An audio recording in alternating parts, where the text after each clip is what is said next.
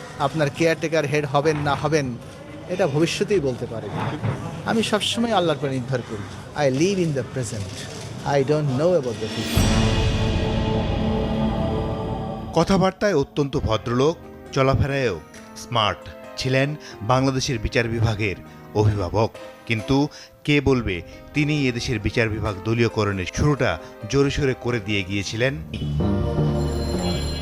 বলছি সাবেক প্রধান বিচারপতি ABM খায়রুল হকের কথা। তার একটি রায়ের কারণেই ভেঙে পড়ে বাংলাদেশের নির্বাচন ব্যবস্থা।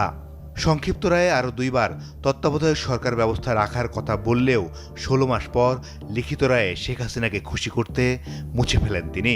এরপর পুরো নির্বাচন ব্যবস্থাই ভেঙে যায়। অথচ রাজনৈতিক দলগুলোর সমঝোতার ভিত্তিতেই তত্ত্বাবধায়ক সরকার ব্যবস্থা সংবিধানে যুক্ত হয়েছিল। বাংলাদেশের ইতিহাসে দেখা গেছে দলীয় সরকারের অধীনে অনুষ্ঠিত প্রতিটি নির্বাচনই ছিল বিতর্কিত। তত্ত্বাবধায়ক সরকার বাতিলের পর প্রথম নির্বাচনে বিএনপি জামাত সহ বিরোধী দলগুলো অংশ নেয়নি। সে সময় সংঘাতে ব্যাপক প্রাণহানি হয় এবং সম্পদ বিনষ্ট হয়। অবশ্য এর পুরস্কারও পেয়েছেন খায়রুল হক। দীর্ঘদিন ছিলেন আইন কমিশনের চেয়ারম্যান। নিজেকে লর্ড ড্যানিং ভাবতেন খায়রুল হক, অথচ পদে পদে তিনি করে গেছেন অনিয়ম। প্রধানমন্ত্রীর ত্রাণ তহবিল থেকে খায়রুল হকের নেওয়া অর্থ সরকারি কোষাগারে ফেরত এবং তার শাস্তির দাবিও উঠেছে বারবার। সেই সাথে অনিয়ম করে প্লট নেয়ারও অভিযোগ উঠেছে তার বিরুদ্ধে। ওয়ারেন্ট অফ প্রেসিডেন্স অনুযায়ী দেশের তৃতীয় গুরুত্বপূর্ণ ব্যক্তি হিসেবে সাবেক এই প্রধান বিচারপতি আইন কমিশনের পদে থাকতে প্রকাশ্যে বিরোধে জড়ান সাবেক আইনমন্ত্রী আনিসুল হকের সাথেও। তাকে পাশ কাটিয়ে সরাসরি শেখ হাসিনার কাছে গিয়ে সেই পদের মেয়াদও বাড়ান তিনি।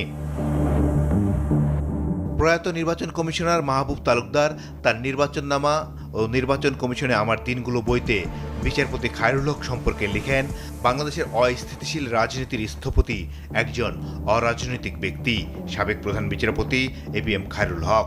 আমি তাকে অরাজনৈতিক ব্যক্তি বললেও মূলত তিনি পর্দার অন্তরাল থেকে দলীয় রাজনীতির পক্ষে বিপক্ষে দাবার চাল দিয়েছেন।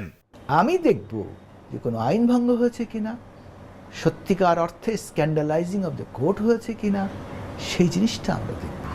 লোকে বলে পাপ নাকি বাপকেও ছাড়ে না, তাই যেন হলো সাবেক প্রধান বিচারপতি ABM খায়রুল হকের সঙ্গেও।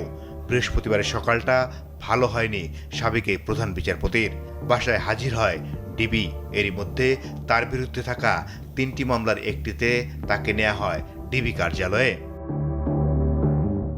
এবার জীবন মুদ্রার ওপিটও দেখতে শুরু করলেন খায়রুল হক, যিনি কিনা প্রথম কোনো প্রধান বিচারপতি যাকে হাতকড়া পড়তে হলো তারই সৃষ্ট